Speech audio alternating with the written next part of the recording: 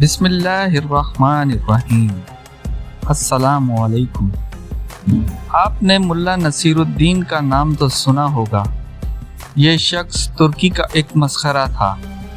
جس طرح ہمارے ہاں ملا دو پیازا اور شیخ چلی کے لطیفے مشہور ہیں، اسی طرح ترکی میں ملا نصیر الدین کے لطیفے بڑے مزے لے لے کر بیان کیے جاتے ہیں۔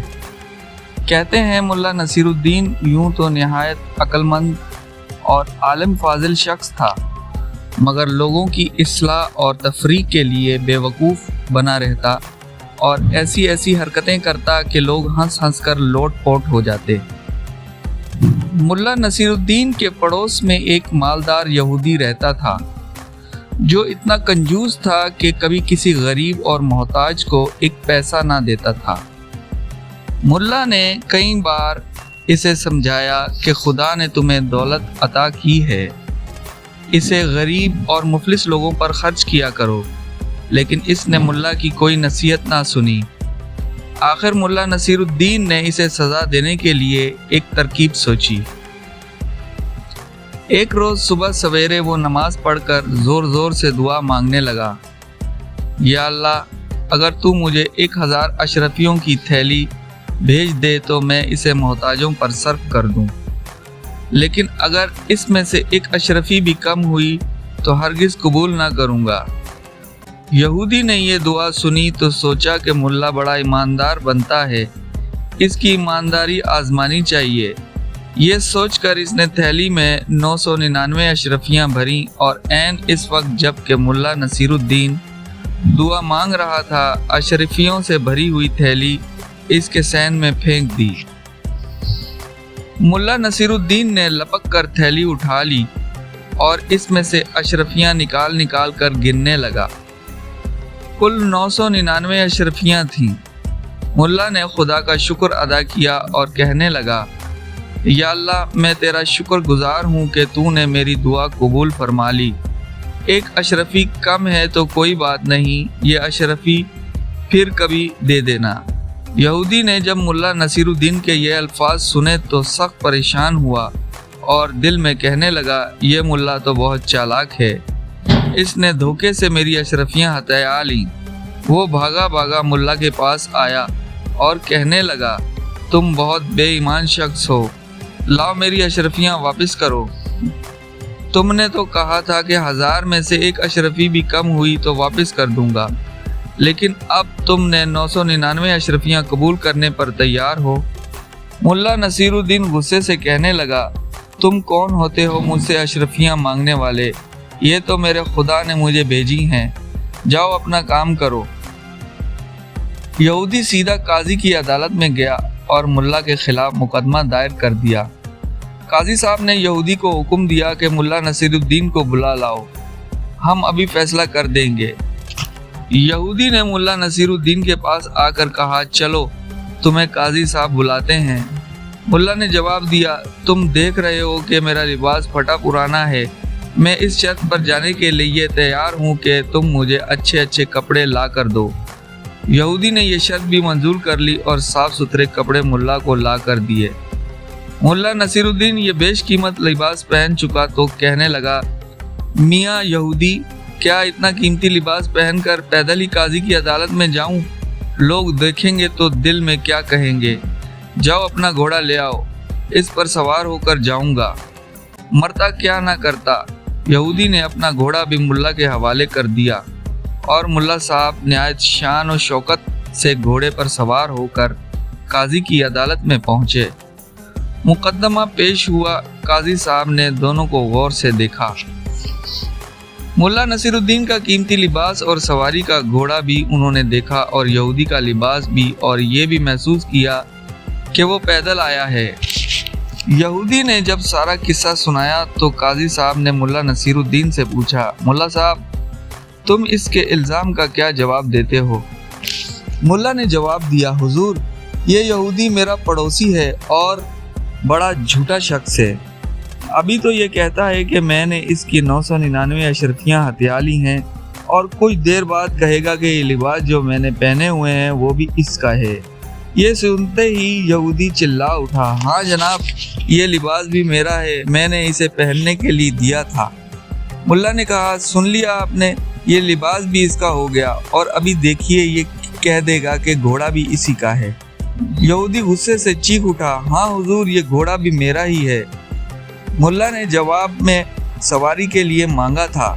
काजी ने जो ये बातें सुनी तो यहूदी को डांट फटकार करके निकाल दिया और मुकदमा खारिज कर दिया।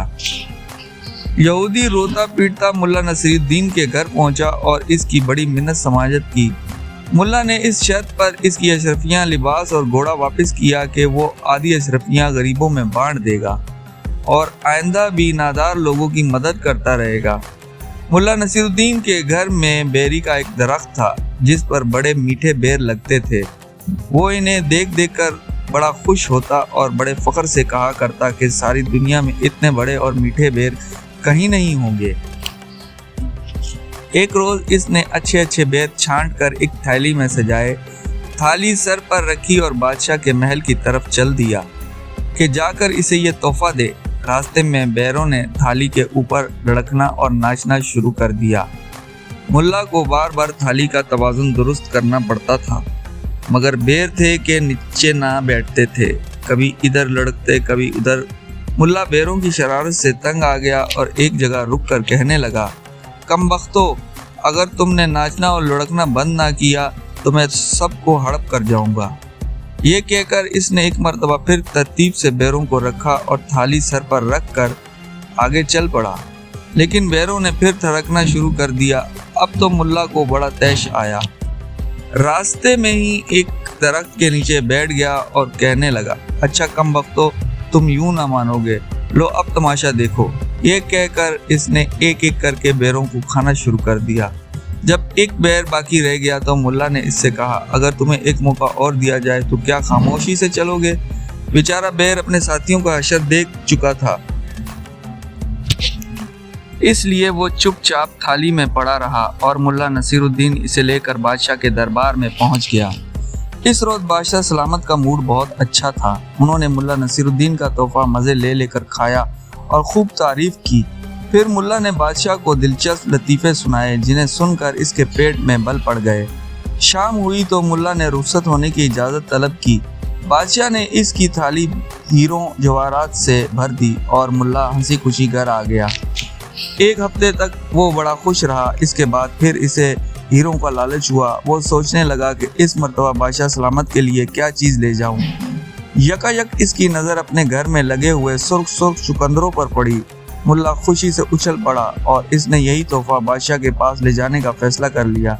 इसने जल्दी जल्दी ढेर सारे चुकंदर तोड़कर अपनी थाली में सजाए, थाली को सर पर रखा और बादशाह के महल की तरफ चल पड़ा।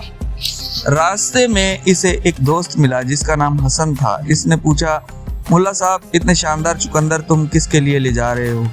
बादशाह सलामत को तोहफे में देने के लिए। तोहफा और वो भी चुकंदरों का? मुल्ला जी, तुम्हारा दिमाग तो नहीं चल गया? हसन ने कहा, क्यों, क्या हुआ? क्या चुकंदर बादशाहों को तोहफे में दिए जाने के लायक नहीं? मुल्ला ने पूछा।